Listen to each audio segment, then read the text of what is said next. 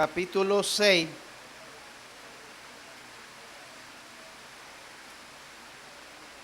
Capítulo 6, el versos 14, 15, 16 al 18, del 14 al 18. ¿Estamos? Romanos capítulo 6, del verso 14 al 18. Compartan ahí con las visitas la Biblia. Mira, aquí hay una muchacha que no tiene Biblia. ¿Tu Biblia? ¿Son visitas? Ah, bueno. No, pero a ellos.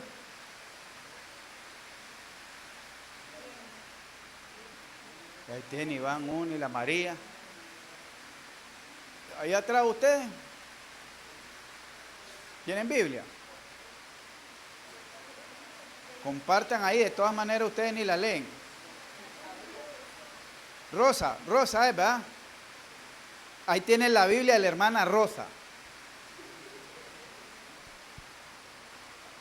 Bien. Leemos la palabra de Dios honrando y glorificando su santo y bendito nombre. Pónganse en pie para que se desentoman. Leo uno yo y uno ustedes.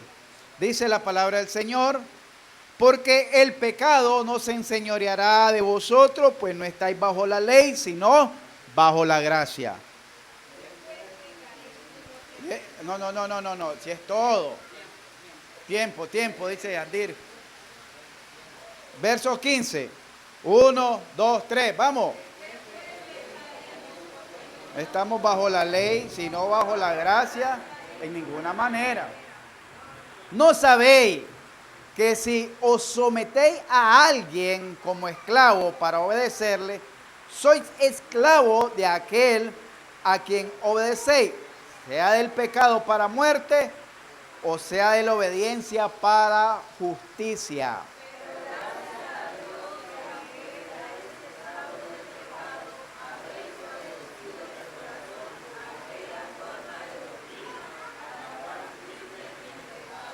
Y libertados del pecado, viniste a ser siervo de la justicia. Pues vuestra humana debilidad, que así como para iniquidad presentáis vuestros miembros para servir a la inmundicia y la iniquidad, así ahora para santificación presentad vuestros miembros para servir a la justicia. Porque cuando erais esclavo del pecado, erais libre acerca de la justicia,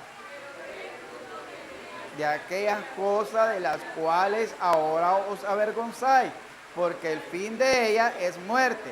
Mas ahora que habéis sido libertados del pecado y hechos siervos de Dios, tenéis por vuestro fruto la santificación y como fin la vida eterna. Porque la paga del pecado es muerte, mas la dádiva de Dios es vida eterna en Cristo Jesús, Señor nuestro. Padre, gracias por tu palabra, por tu amor y tu misericordia. Rogamos, Señor, que seas tú ayudándonos en esta noche, dándonos sabiduría y entendimiento en tu palabra. Que seas tú usándome, Señor, para honrar y glorificar tu nombre, para enseñar tu palabra, para enseñar tu verdad. Y guárdame y líbrame, Señor, de cometer errores, de cometer, Señor, imprudencia en la aplicación de tu palabra. Por Cristo Jesús te lo ruego. Amén. Pueden ponerse cómodos. Vamos a tratar el tema, la justicia, la obra de la justicia por fe. La obra de la justicia por fe.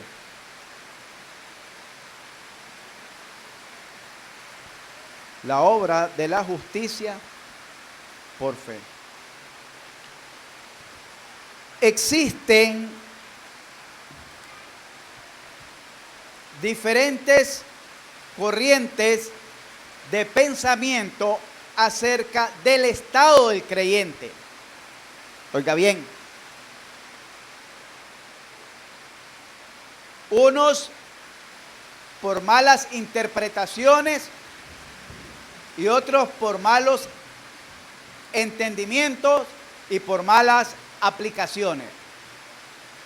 Por ejemplo, hoy me encontré a un joven que ya les había hablado de la vez pasada y le volví a animar de que volviera a su Señor.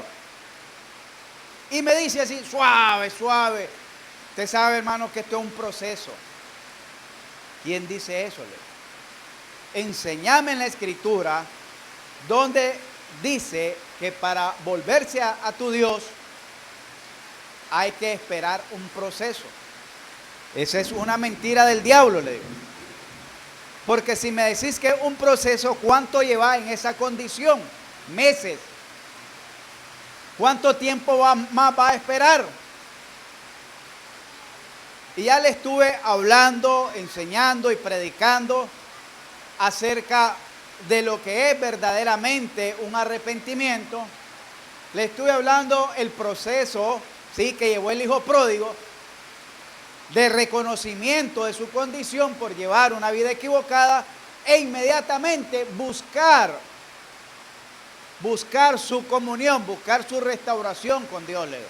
Este sí es un proceso, le digo, pero es inmediato, no es de tiempo, sino que primero reconoció su condición, reconoció su culpabilidad, reconoció su pecado y reconoció la necesidad que tenía de regresar a su padre. Y después hubo una disposición para hacerlo, porque no es suficiente con que reconocer que somos pecadores. Le estuve hablando del Salmo 51 también, que aquí lo estudiamos. Y él me quería, no, espérate, ya te voy a explicarle. Lo que pasa es que vos, así se lo dije, vos querés hacer las cosas. Vos querés mejorar, querés cambiar, querés pensar diferente, pero no podés. El hombre está imposibilitado. Y si vos podés, siempre vas a tener esa conciencia de que si volvés a caer, vos podés levantarte. Pero cuando vos reconoces que sos incapaz, que sos inútil y no podés hacerle frente al pecado, que necesitas de Dios, y por eso Él es Dios, porque es el único que te puede liberar, entonces le digo, vas a entender que necesitas solo de oración y disposición para restaurar tu vida espiritual. Y que solo Dios, y solo Dios, puede ayudar a transformar tu vida, liberarte de cualquier pecado. Estuve como 15 minutos tal vez. Pero una de las cosas que él me dijo es que, porque era un proceso, según entendía él, porque tenía que nacer de nuevo. Y es que no has nacido de nuevo, Ole. No me dijiste que anduviste en los caminos de Dios, hasta estuviste sirviendo en una iglesia, predicabas, compartías. Sí, dice, pero pequé y me volví a morir. Porque la paga del pecado es muerte, me dice. Entonces tengo que volver a nacer de nuevo. Mire bien. Y ya le expliqué. El nuevo nacimiento es uno solo. No es que diario te va a morir y diario va a renacer. ¿Por qué les digo esto? Porque estos capítulos 6, parte del capítulo 6, capítulo 7 y capítulo 8, nos enseñan de una manera sistemática acerca de la condición del hombre natural, del judío y del creyente. Oiga bien, la condición acerca del hombre natural, del judío y del creyente. Pero como no saben hacer esa distinción y lo agarran todo y lo echan a un bolsón. Y dicen que del capítulo 7, la última parte, hasta mi Biblia dice eso, la lucha entre las dos naturalezas. Que el creyente tiene dos naturalezas. La naturaleza adánica y la naturaleza de Cristo, de los dos Adán. Pero la Biblia no me enseña eso. La Biblia lo que me enseña es que si ya morimos, ¿qué murió ahí? ¿Qué murió? La vieja naturaleza. Eso es lo que dice. Muerto al pecado, ¿cómo viviréis aún en él? Ya murió esa naturaleza. Oiga bien. ¿Y cuál es la que vive? La de Cristo. Y vivos para Cristo, renacido en Cristo, resucitado en Cristo. Entonces, ¿cómo podemos entender esto que habla del pecado que mora en mí? De la batalla que está hablando. Sencillamente,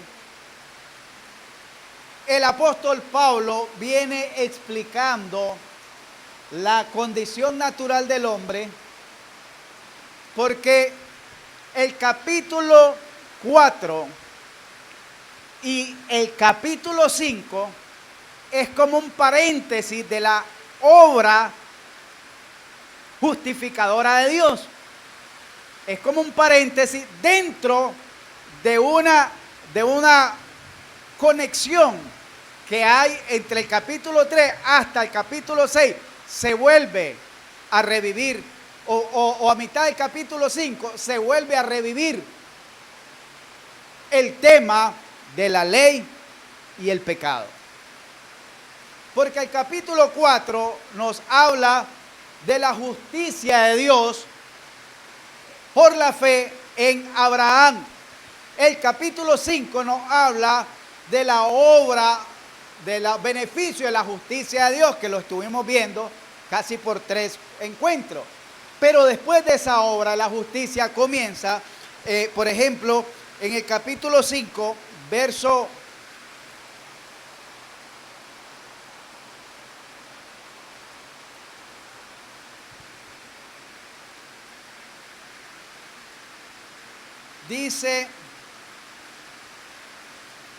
12, oiga bien. Por tanto, dice, como el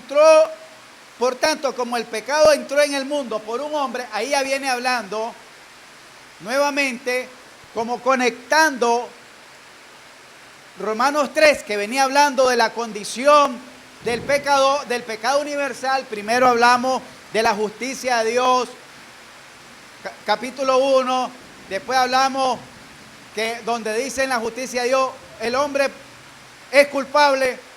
Después el capítulo 2, los judíos son culpables. Capítulo 3, todo el mundo es culpable. Pero después en el capítulo, entonces después hace un paréntesis, capítulo 4, que habla el ejemplo de Abraham, la justicia de Dios por la fe en el ejemplo de Abraham. Capítulo 5, los primeros versículos, 11 versículos, nos hablan los beneficios de la justicia de Dios. Pero ahora se conecta nuevamente hablando del pecado, de ese pecado universal. Pero oiga bien, esta pregunta se la había hecho a Mario hace como casi un mes, ¿verdad, Mario? Por tanto, dice, como el pecado entró en el mundo por un hombre y con el pecado la muerte, así la muerte pasó a todos los hombres, no solo los hombres, ¿verdad? No se estén riendo las mujeres que dicen, ahí no voy yo. Cuando habla hombre, se está refiriendo género humano, ¿va? Hombre y mujeres, así que no se alegren. Por tanto, como el pecado entró en el mundo por un hombre y por el pecado la muerte, así la muerte pasó a todos los hombres por cuanto todos pecaron. Estamos claros ahí, ¿verdad? Pero dice el verso 13, pues antes de la ley, póngamelo hermano, ahí está. Pues antes de la ley había pecado en el mundo, pero donde no hay ley, no se inculpa de pecado. ¿Qué entendemos por eso?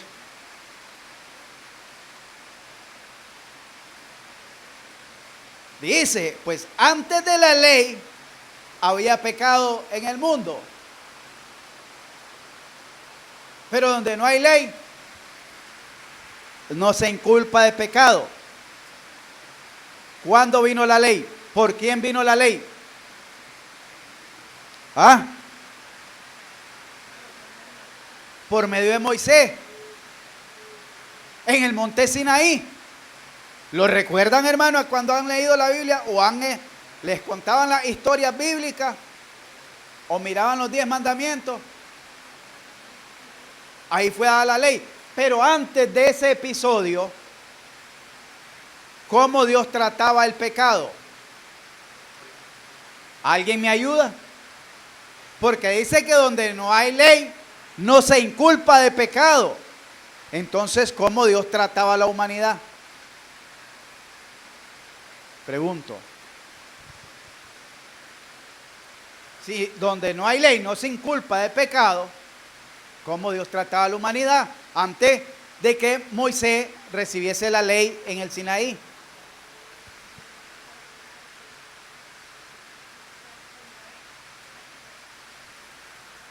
¿Pero qué miró Dios con Noé? ¿El pecado o qué? Dios trataba la maldad. Y la trataba con pena de muerte. ¿Entendemos eso? Que con la ley habían no era con pena de muerte solamente, porque había algo que se llamaba expiación de pecado o de culpa, por medio de los sacrificios dados al pueblo de Israel. Antes, Dios castigaba la maldad de una manera universal. Miramos a Sodoma y Gomorra, se llevó toda la ciudad por completo. Miramos con Noé, se llevó toda la humanidad por completo.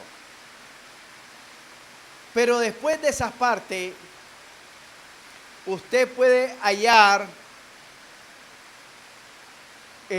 bases bíblicas donde Dios haya castigado el pecado de alguna manera particular.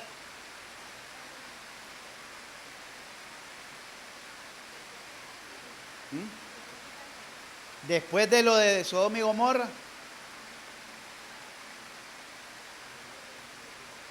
¿quién fue el que castigó al hijo de Noé? A Cam. ¿Quién fue el que lo castigó? Noé. Y no maldijo al hijo a Cam, a su hijo, sino que maldijo al nieto y a su descendencia. No fue Dios, fue su propio abuelo, Noé. En el caso de Jacob con Esaú, ¿quién estuvo batallando entre eso? La mamá y el papá. Ahí no miramos que Dios haya castigado por falso testimonio o por no tener amor al prójimo a Jacob cuando usurpó la bendición de Esaú. Los dispensacionalistas o las dispensaciones, que hay muchos que no les gustan las dispensaciones son periodos de tiempo en el cual Dios trata con el hombre. De esa manera yo lo entiendo. Porque no era la misma manera que trataba Dios antes de la ley que después de la ley. Porque ya una vez venida la ley, entonces el pueblo se regía por lo que decía la ley. Lastimaste y le dañaste el ojo a un esclavo, dice la ley que le tenés que dar la libertad. Antes de la ley decía eso, no. Entonces, ¿qué pasaba? Lo podía hasta matar o dejarlo ciego y siempre seguía siendo esclavo. ¿Por qué le estoy explicando esto? Por la naturaleza.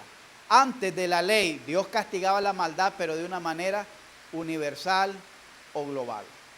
Hasta venido Moisés, porque aún miramos a ver qué hizo Dios con los hijos de Jacob cuando intentaron matar a José o cuando lo metieron en la cisterna. Los disciplinó, los castigó, les dio juicio. Pero miramos que con Moisés, cuando se rebeló Coré contra él, o cuando murmuraron, ahí sí Dios, ¿qué hizo? Abrió la tierra y que se los tragó vivos. Porque ya era una manera diferente de tratar Dios. Si nosotros entendemos esa parte, entonces vamos a entender que lo que el apóstol Pablo viene haciendo es dando a conocer desde ese punto de vista cómo la naturaleza, Dios ha tratado con la naturaleza caída del hombre. Y primero trata con el hombre de manera general, después trata con un hombre de manera particular, esto es Israel, y después cuál es el trato de Dios de manera más específica, esto es la iglesia. Por ejemplo, vamos a ver por qué pensamos que no hay dos naturalezas, porque seríamos híbridos. Y el cristiano no sería responsable de sus pecados, porque recordemos que habíamos enseñado a la luz de la Escritura que Dios había juzgado, de acuerdo a Romanos capítulo 1, el verso 18 en adelante, había hecho juicio en la humanidad, en la condición pecaminosa que el mundo se encuentra. Esa es parte del juicio de Dios. Porque dice que Dios los mandó a una mente reprobada para hacer cosas que no convienen. Por cuanto cambiaron la verdad de Dios, Dios los abandonó, Dios los entregó a una mente reprobada, etcétera, etcétera. Y ahí pudimos ver los diferentes juicios que Dios hizo sobre la humanidad. Y por eso es que el mundo está así. Pero si nosotros decimos que tenemos las dos naturalezas, entonces tenemos esa parte ya juzgada, que está condenada, y ahí tenemos la parte de la gracia que es en Cristo. ¿Qué fue? Si tenemos las dos naturalezas, ¿cuál es la parte que muere en el creyente? Pregunto. ¿Cuál es la parte que muere en el creyente? Porque habíamos leído ahí en Romanos capítulo 6, ¿qué pues diremos? ¿Perseveraremos en el pecado para que la gracia abunde? En ninguna manera. Porque los que hemos muerto al pecado, ¿cómo viviremos aún en él? Permítame decirle mi apreciación. El hombre no tiene, el creyente, la iglesia no tiene dos naturalezas. Tiene una sola naturaleza. Y se llama Cristo. Si usted ha muerto, vayamos a Colosenses, capítulo 1.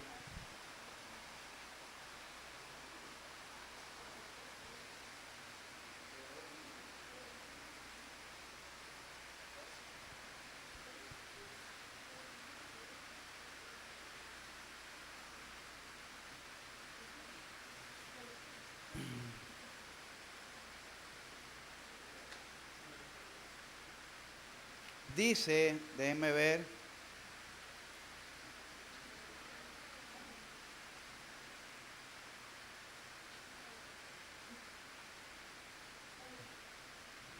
aquí está, perdóname, el capítulo 2,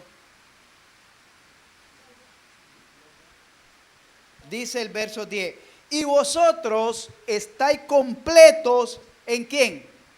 En Él, hablando de Jesucristo,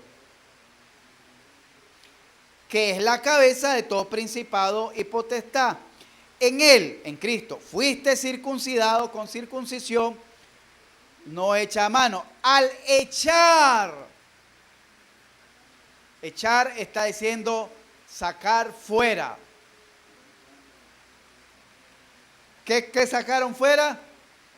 De vosotros el cuerpo pecaminoso carnal en la circuncisión de Cristo, sepultados con Él en el bautismo, en el cual también resucitaste con Él mediante la fe en el poder de Dios que le levantó de los muertos. Y a vosotros, estando muertos en pecado y en la incircuncisión de vuestra carne, os dio vida juntamente con Él, perdonando todos los pecados pasados. Versos 1, el capítulo 3. Si pues habéis resucitado con Cristo, buscáis las cosas de arriba. Vamos a ver más adelante.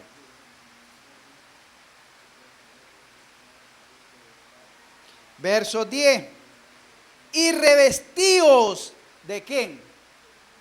Del nuevo hombre, el cual conforme a la imagen del que lo creó se va renovando hasta el conocimiento pleno, donde no hay griegos ni judíos, circuncisión ni incircuncisión, bárbaro ni escita, siervos ni libres, sino que Cristo es el todo y en todos. Yo les digo, ahí yo no miro dos naturalezas. Y eso lo vamos a ver más adelante, lo vamos a explicar.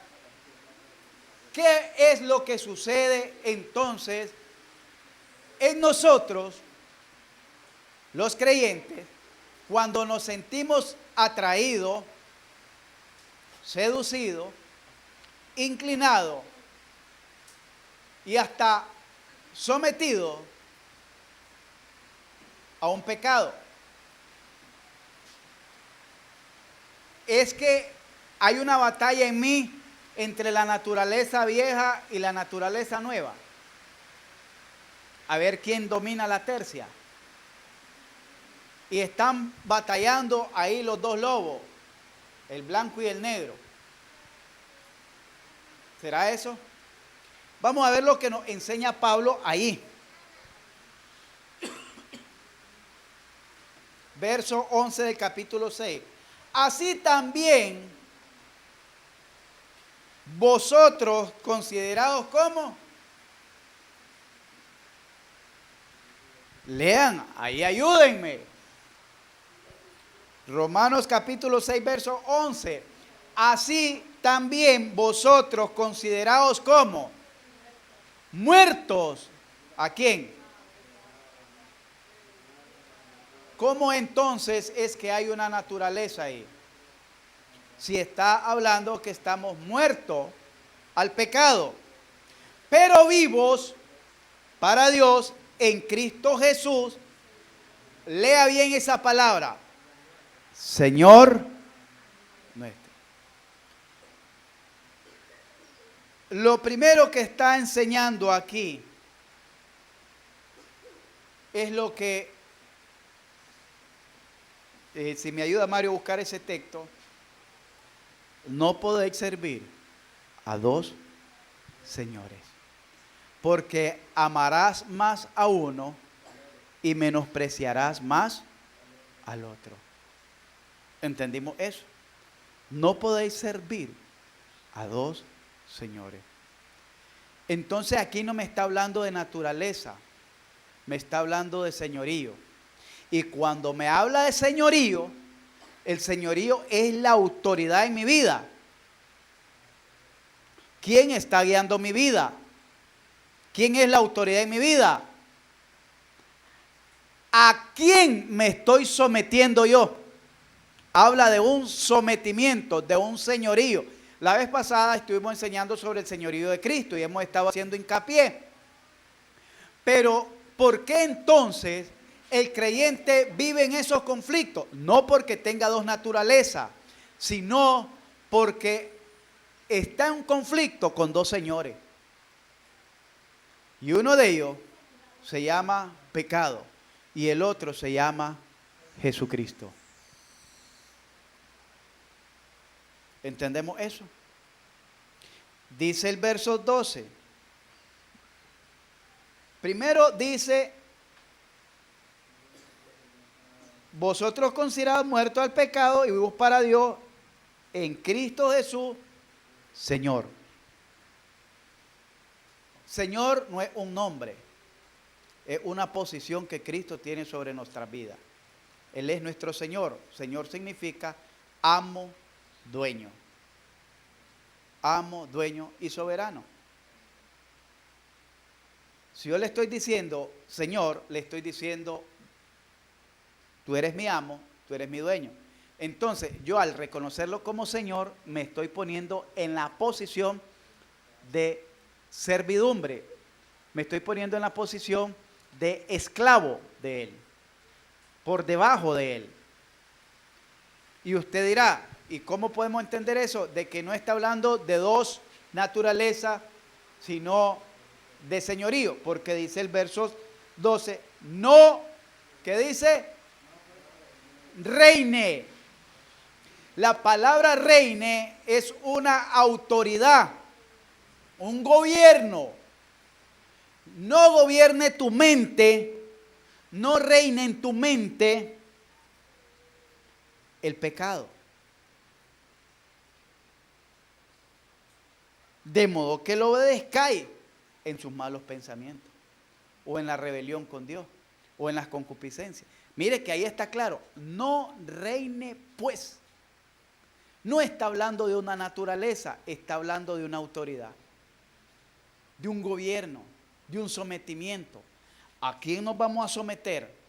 ¿A Jesucristo, bajo el señorío de Jesucristo, o bajo el señorío del pecado? ¿Y cómo es eso del señorío del pecado? Vamos pues. Juan capítulo 8, versos 34. ¿Qué dice? ¿Alguien lo tiene? 8:34.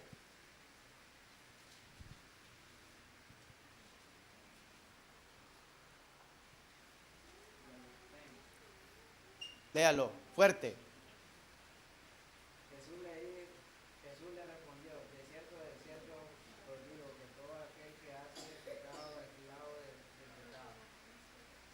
De cierto os digo que todo aquel que hace pecado, ¿qué es del pecado? Si el que hace pecado es esclavo del pecado, ¿qué el pecado entonces? ¿Ah? Oigan bien, ¿qué es el pecado, Roxana? Su Señor, su Rey.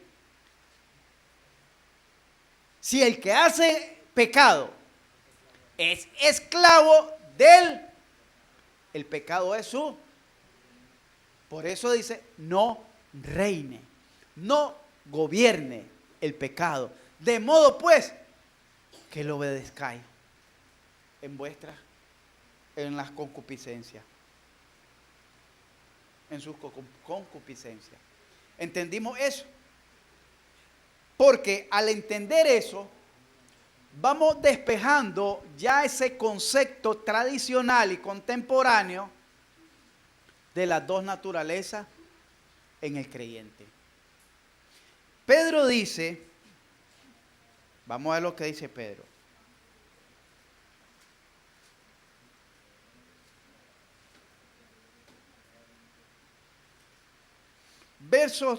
Segunda de Pedro capítulo 1, versos 3 y 4. Hermano Pedro, búsquela y me la lee fuerte porque ya estoy afónico.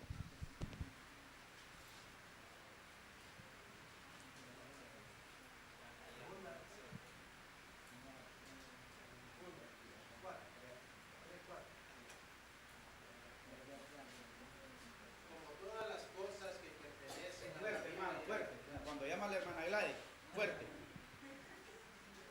como todas las cosas que pertenecen a la vida y a la piedad, nos han sido dadas por su divino poder mediante el conocimiento de aquel que nos llamó por su gloria y excelencia, por medio de las cuales nos ha dado preciosas y grandísimas promesas, para que por ellas llegaseis a ser participantes de la naturaleza divina, habiendo huido de la corrupción que hay en el mundo a causa de las concupiscencias. Te hizo participante ¿de qué? ¿De qué? Por medio de las promesas de su naturaleza divina. Somos participantes de la naturaleza divina de Dios. Vayamos a Tito capítulo 3, verso 5.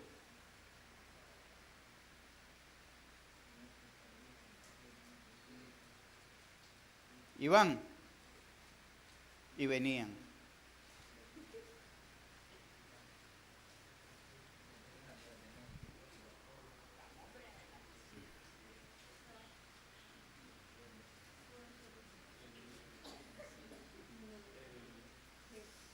Capítulo 3, versos 5 y 2.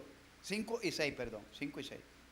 Nos salvó no por obras de justicia que nosotros hubiéramos hecho, sino por su misericordia, por el lavamiento de la regeneración y por la renovación en el Espíritu Santo, el cual derramó en nosotros abundantemente por Jesucristo nuestro Salvador. ¿Qué es lo que derramó en nosotros abundantemente? No escasamente, abundantemente. El lavamiento, oiga bien, que es la limpieza de esa contaminación, de esa vieja naturaleza, y por la renovación. Cuando habla de la renovación, que es la obra del Espíritu Santo en nosotros, la renovación es quitar lo viejo y poner lo nuevo. Jesús dijo, no sé si lo puede poner ahí el hermano, que Él no anda haciendo remiendos. No puede mezclar vino nuevo en odres viejos. ¿Por qué? Porque el vino, dice, el odre se rompe y el vino se derrama y se desperdicia. No puede Él hacer algo nuevo en una vieja naturaleza. Oiga bien. Y hace el ejemplo también de vestido nuevo, parche nuevo. Vestido viejo, parche viejo. ¿Lo tiene ahí, hermano? Léalo. José, léalo, ¿puede leerlo ahí? Y echan vino nuevo en odres viejos. De otra manera los odres se rompen, y el vino se derrama y los odres se pierden. Pero echan el vino nuevo en odres nuevos, y lo uno y lo otro se conservan juntamente. Le pregunto, ¿usted un odre viejo o un odre nuevo? Nuevo. ¿Sabe cuál era el odre viejo? El viejo hombre. Pero como estamos en manos de un alfarero, Él nos hizo nuevo y derramó su vino nuevo en nosotros. ¿Entendemos eso? Él no pudo haber derramado un vino nuevo en el viejo hombre porque no cabe, se echa a perder. Tiene que haber sido nuevo las dos cosas para que se conserven juntos, el uno al otro. Pero cuando tenemos una mentalidad de que hay dos naturalezas, entonces podemos justificar el pecado en el creyente. Y es por eso que la iglesia, en la mayoría de iglesias, y la mayoría de las iglesias, que caen, que se levantan, que caen, que se levantan, que caen. Porque se les ha enseñado que mora en ellos Satanás, sus legiones de demonios y también el Espíritu Santo. ¿Sabían eso? La mayoría de las iglesias contemporáneas, pentecostales, enseñan que en un creyente está el Espíritu Santo y están los demonios. En la mayoría. Y por eso ustedes miran que hacen liberaciones todos los días, pelean con el diablo, etcétera y etcétera. ¿Saben por qué? Porque ellos se basan a lo que oyen, como lo oyen en la radio, lo miran en la televisión y eso causa emociones, así quieren atraer a la gente a través de las emociones y la gente hoy la liberaron de demonios y en la noche está llegando a tirar los platos y los pailas a la casa y peleándose con el vecino y maldiciendo el día siguiente. Porque eso no es así. Si eres libre por Cristo, tres cosas son los que le dan libertad al creyente. Oiga bien, en la Escritura nos enseñan tres. La palabra, y conoceréis la verdad, y la verdad os hará libre. Ahí mismo en San Juan 8, y si el Hijo os libertare, seréis verdaderamente libres. En Corintios, y donde está el Espíritu de Dios, allí hay libertad. Y dice que el Espíritu Santo no puede estar, la luz no tiene comunión con las tinieblas. ¿Y cómo es eso que esté el Espíritu Santo y están los demonios? Porque han malinterpretado la Escritura. Aquí dice que nos salvó no por algo que hubiéramos hecho nosotros. El hombre no hace nada, sino por su misericordia. Quiere decir, Dios se compadeció de nosotros. Pero por el lavamiento nos lavó. ¿Recuerdan lo que habíamos dicho de David? David dijo, lávame más y más de mi maldad. Nos lavó de toda esa maldad, nos lavó de esa vieja naturaleza y nos renovó. ¿Qué es renovar? Quitó lo viejo y puso lo nuevo. ¿Y qué es eso nuevo? Vamos a ver qué fue lo nuevo. Bueno, ahí dice por su espíritu, pero vamos a Efesios capítulo 1, Efesios capítulo 1, versos 13, dice, en él también vosotros, si no lo hayan, lo pueden ver aquí en la Efesios 1, 13. En él también vosotros, habiendo oído la palabra de verdad, el evangelio de nuestra salvación, y habiendo creído en él, ¿qué dice?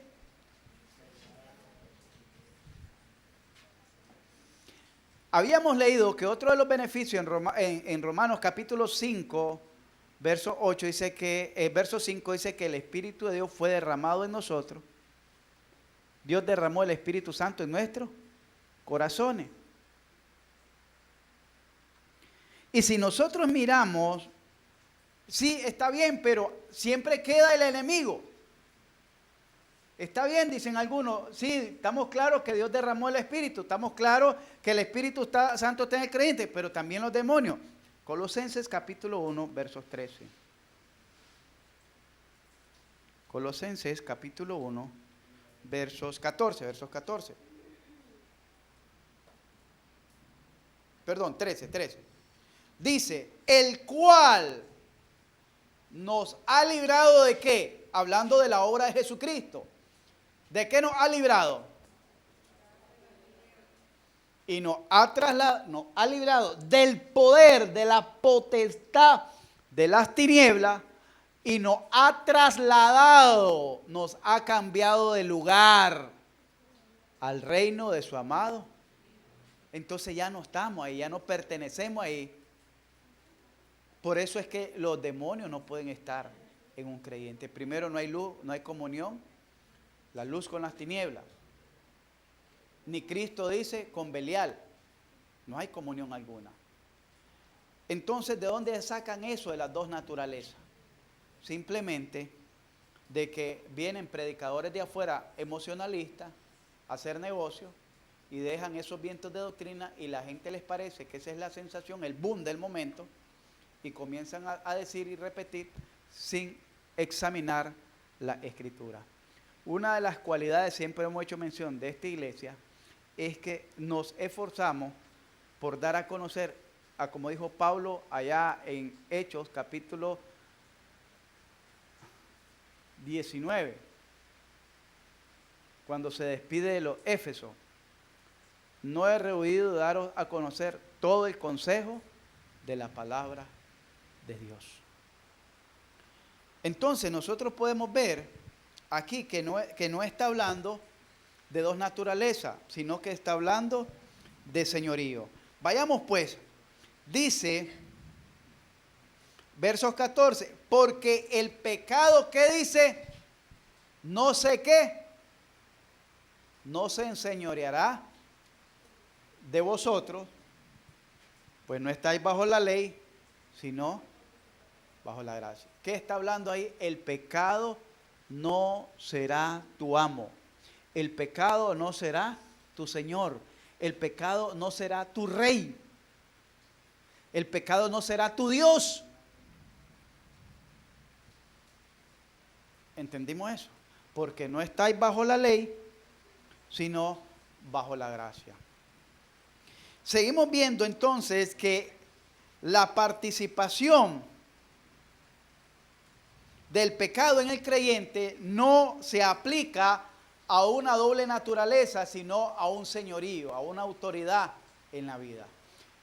¿Qué quiere decir? ¿Puede el creyente caer en pecado? Sí, pero no porque tenga una segunda naturaleza, porque Dios no comparte su gloria con nadie.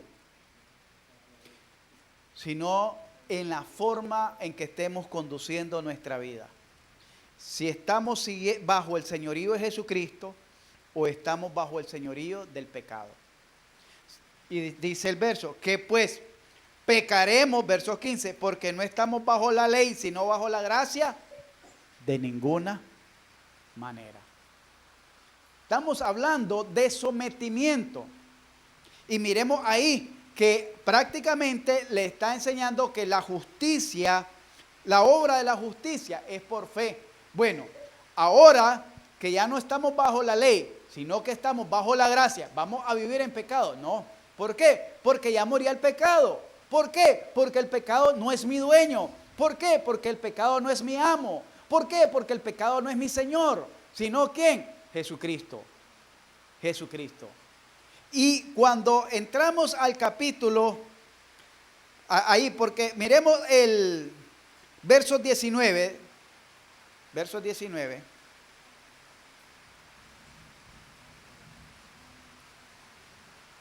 Perdón.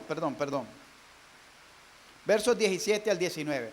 Dice, pero gracias a Dios, que aunque erais, presente, pasado, futuro, pasado, erais esclavo del pecado, habéis obedecido, pasado, presente o futuro, presente, habéis obedecido de corazón aquella forma de doctrina a la cual fuiste entregado. ¿De qué está hablando ahí? Sometimiento, obediencia. Y vamos a ver, y libertados del pecado, viniste a ser siervos de quién. Entonces, ¿de qué eran siervos aquellos? Del pecado. Y ahora siervos de la justicia. No está hablando de naturaleza, está hablando de señorío. ¿A quién vamos a seguir? ¿A quién vamos a servir? Porque si hablamos de naturaleza, el pecado en nosotros es justificado. ¿Por qué? Porque lo traemos desde Adán. ¿Cuál es la naturaleza pecaminosa? Vamos a Efesios, capítulo 4.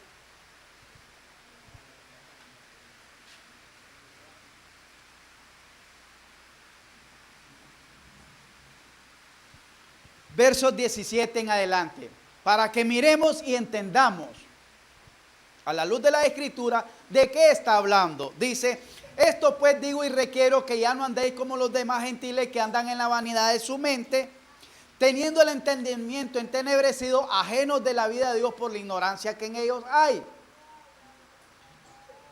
por la dureza de su corazón, los cuales después que perdieron toda sensibilidad, se entregaron a la lascivia para cometer con avidez toda clase de impureza. Mas vosotros no habéis aprendido así de quién.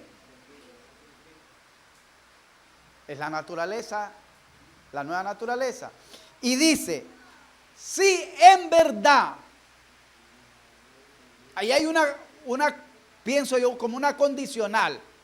Si en verdad le habéis oído y habéis sido enseñado por él en cuanto a la pasada manera de vivir, ¿qué dice? Despojaos del viejo hombre que está viciado, conforme a los rudimentos de este mundo, y renovaos en el espíritu de vuestra mente. Vestíos del nuevo hombre creado en Cristo, en la justicia, creado según Dios, en la justicia y santidad de la verdad. Está hablando ahí, hermano, de cuántos hombres. Viejo hombre y nuevo hombre. ¿Cuál es la condicional si realmente eres un hijo de Dios? Si en verdad es la condicional. Si en verdad hiciste las cosas en serio. Si en verdad te arrepentiste de corazón. Porque dice la Escritura, ahí donde estábamos leyendo, que obedecimos de corazón aquella forma de doctrina a la cual fuimos llamados. Entonces aquí dice, si en verdad creíste de corazón, si en verdad hiciste una profesión, por eso le decía a los muchachos cuando vinieron, que ahora vamos en serio. Porque dice, si en verdad estás haciendo las cosas, si en verdad estás tomando las cosas en serio, si en verdad estás abrazando la gracia de Dios en serio, si en verdad estás experimentando el amor de Dios en tu vida, si en verdad estás viviendo una nueva vida, si en verdad experimentaste ese nuevo nacimiento en cuanto a la pasada manera de vivir, despójate. ¿Qué es despojarse? Abandonar, renunciar. ¿A qué? A esa vieja naturaleza. Y vestidos dice, ¿de quién? Pero no dice que puede estar los dos. Para poderse vestir del nuevo hombre, tiene que haberse despojado del viejo. Eso es lo que entiendo yo aquí.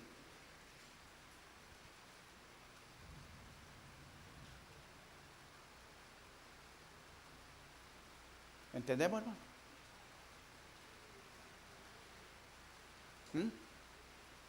Roxana, ¿sí? ¿Entendiste? No podemos experimentar una nueva naturaleza o decir que hemos nacido de nuevo solo por haber levantado la mano, por haber dicho que hicimos una profesión de fe, si en realidad no nos hemos despojado de ese viejo hombre. Si en verdad no hemos experimentado ese nuevo nacimiento. Si en verdad no nos hemos sentido libres del señorío de Jesucristo. Si en verdad hemos nacido de nuevo, vamos a seguir ¿a quién? ¿Y a vivir para quién? Para Cristo. Es lo que está escrito en segunda de Corintios capítulo 2, del verso 15 al verso 17. ¿Verdad? Es lo que dice segunda de Corintios 5, del 15 al 17. Vamos a leerlo. Rapidito. Segunda de Corintios 5 al 17 dice: y por todos murió, para que los que vivan ya no vivan para sí mismos, sino para aquel que murió y resucitó por ellos. Oiga bien, y por todos murió. Para los que vivan, ¿para quién van a vivir? ¿Para el pecado? ¿Para la vieja naturaleza? No, para que vivan para aquel que murió y resucitó por ellos. De manera que nosotros de aquí en adelante a nadie conocemos según la carne. Y aún si a Cristo conocimos según la carne, ya no le conoceremos más así. De modo, oiga bien, de esta manera, si vivimos para Cristo, de esta manera, y a nadie ya conocemos según la carne. ¿Qué es según la carne? Según el viejo hombre. A nadie conocemos ya con la vieja naturaleza. De modo que si alguno está en Cristo, ¿qué es? Las cosas viejas han pasado, he aquí todas son hechas nuevas. Y esto dice, y todo esto proviene de Dios, quien nos reconcilió consigo mismo. Es decir, esto no es una obra de hombre, sino que es una obra de Dios. Y esto proviene de Dios. Esto no lo puede hacer el hombre. Volvemos al texto base, hermano, de Romanos capítulo 6. No existe dos naturalezas. Ahora vamos a entrar. Dice, verso 19. Hablo como humano. Es decir, hace una comparación, un razonamiento humano y dice: por vuestra humana debilidad, no pecaminosidad, debilidad, que así como para iniquidad presentasteis vuestros miembros para servir a la inmundicia, a la iniquidad, así ahora, mire bien, en el pasado presentaba, no dice que lo está haciendo, así como en el pasado utilizabas tus miembros para ocuparlos como instrumentos de iniquidad y del pecado, ahora que eres libre, ahora que tienes por Señor a Jesucristo, ahora que eres participante de la naturaleza divina, ahora que has nacido de nuevo, ahora que has sido renovado, ahora que eres una nueva criatura, ahora dice, presenta vuestros miembros para santificación y para servir a la justicia. Ahora. Porque cuando erais, ¿qué dice? Esclavo del pecado, erais libres acerca de la justicia. Pero ¿qué frutos teníais de aquellas cosas de las cuales ahora os avergonzáis? Porque el fin de ellas es muerte. Mas ahora que habéis sido libertados del y hechos siervos de Dios, ahí están los dos señoríos. Libre del pecado y siervo de Dios, que es la justicia. Fuiste libre, pero ahora soy hecho siervo de Dios. Tenéis por vuestro fruto la santificación y como fin la vida eterna. ¿Entendimos eso? ¿Alguna pregunta hasta ahí? Alguien dice, pastor, me perdió, no entiendo.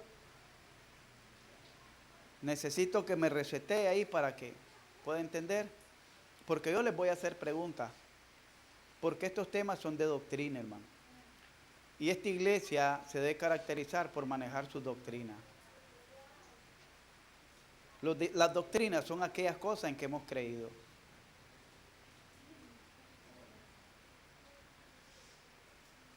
Ervin, ¿cuántas naturalezas hay en el creyente?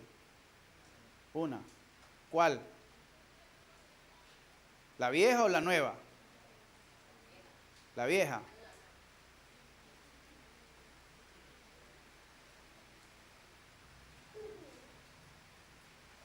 Bien. El capítulo 7, hermanos,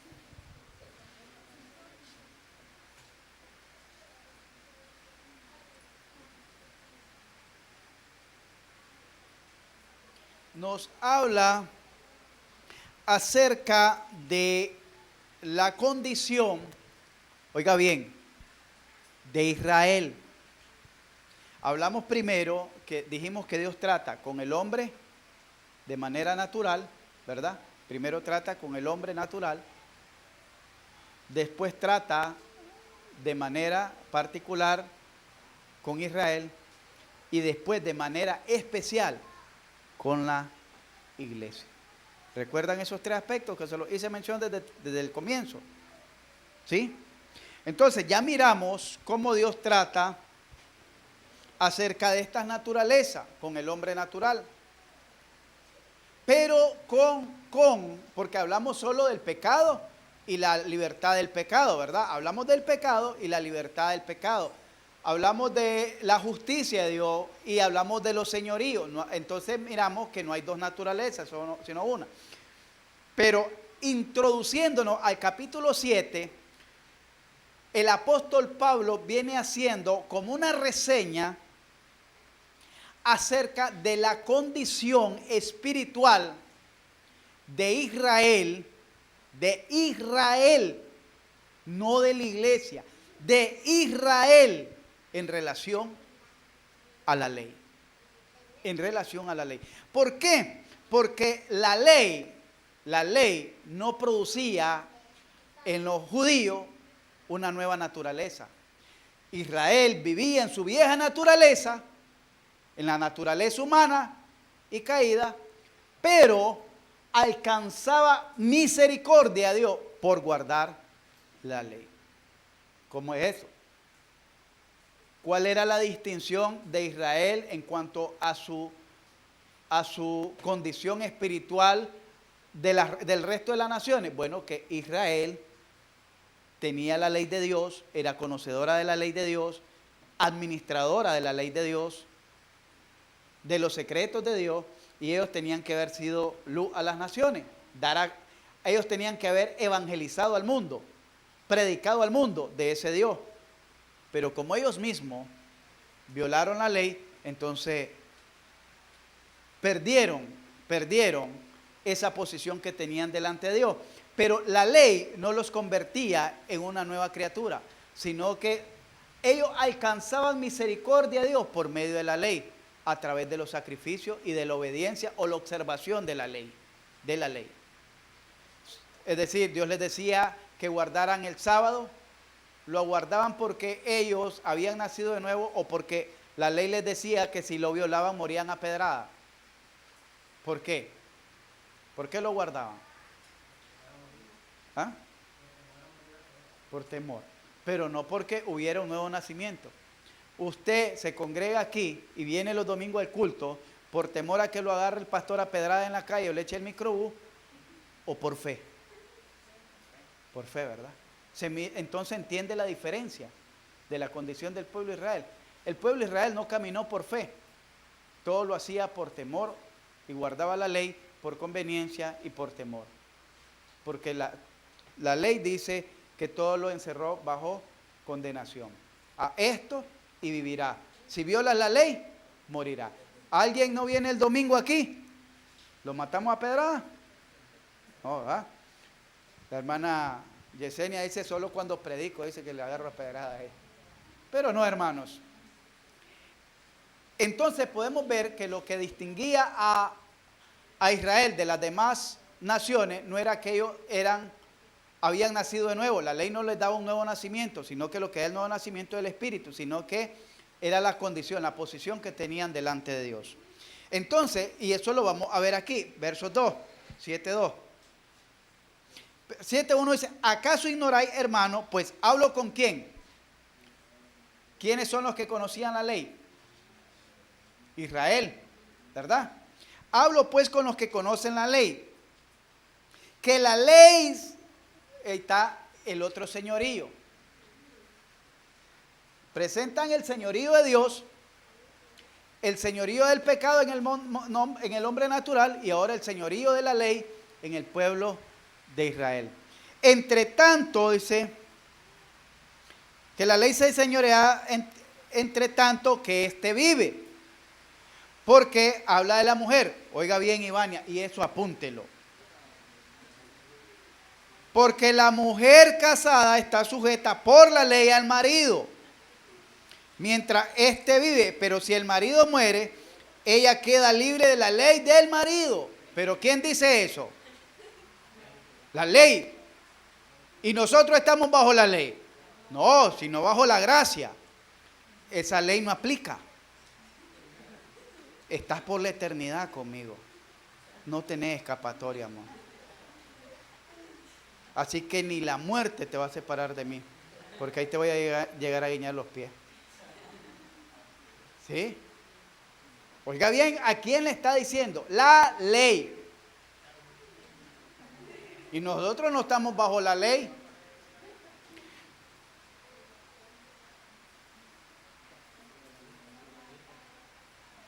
Dice también, verso 5, hablándole a Israel, porque mientras estábamos, tiempo, en la carne, que es la vieja naturaleza, las pasiones pecaminosas eran por la ley, obraban en nuestros miembros, llevando fruto para muerte. Oiga bien lo que es la ley, producía muerte.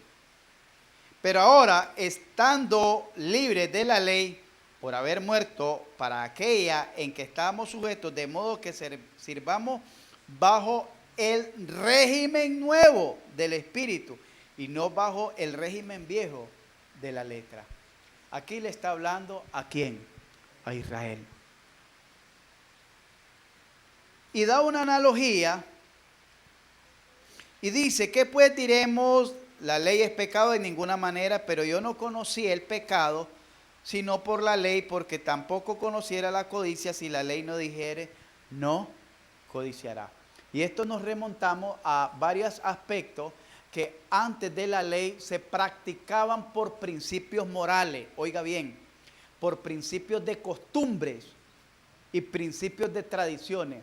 Pero una vez venida la ley, se estableció como ley, como orden para el pueblo de Israel. Uno de ellos era no comer sangre del animal. Yo sé que hay hermanas que les gusta la moronga, ¿verdad? Pero eso de no comer sangre, y más cuando se la comen caliente el sábado, el domingo en la mañana con cafecito y tortillas calientes, déjeme decirle que eso es una violación a la ley de Dios, porque eso no era de la ley de Moisés. Primero empezó como práctica de tradiciones con Noé, y a Noé Dios le dijo, no comerás la sangre del animal porque en él está la vida. Después se formó fue parte, se integró a la ley para el pueblo de Israel. Una vez terminada la ley para el pueblo de Israel, nosotros que estamos en la iglesia y vivimos bajo la gracia, ¿podemos comer moronga? De ninguna manera. Porque en Hechos capítulo 15, cuando se da el debate doctrinal sobre doctrina de la iglesia, es uno de los requisitos que se le impone a la iglesia no comer sangre.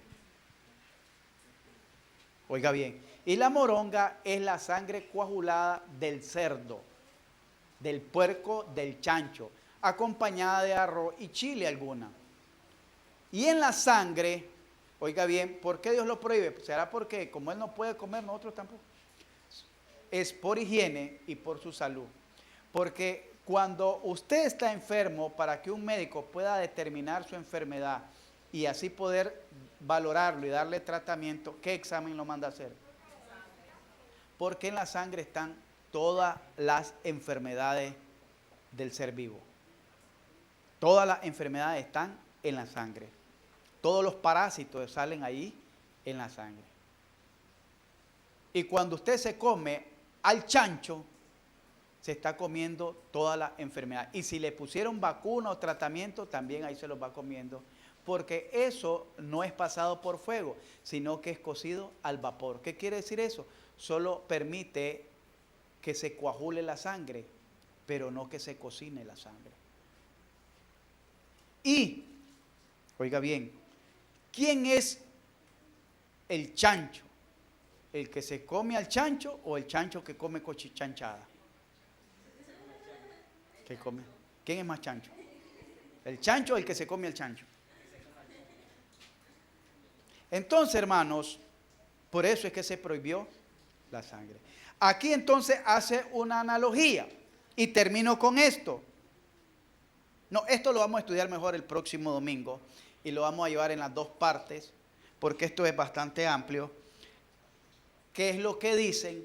La lucha entre las dos naturalezas. Si cree usted que esta enseñanza le ha ayudado, espero, ¿verdad?, que venga el próximo jueves. Yo le he dicho, traiga un cuadernito, un lápiz para anotar los textos, el tema, porque muchos de los textos, o en su mayoría, yo se los menciono así, pero tal vez no los tengo escritos. Y si ustedes me preguntan después, pastor, usted dijo un texto que no voy a saber cuál es, al cual se refiere. De los textos con los que vamos reforzando la lectura, por ejemplo, en Timoteo, en Tito, en Pedro, en Hechos, en Juan, que estuvimos en Colosenses, en Efesios, que estuvimos manejando. Entonces concluimos, hermano, que dice el verso 1, en el capítulo 7, el verso 10. Y hallé que el mismo mandamiento que era para vida, a mí me resultó para... Les queda de investigación para el próximo jueves.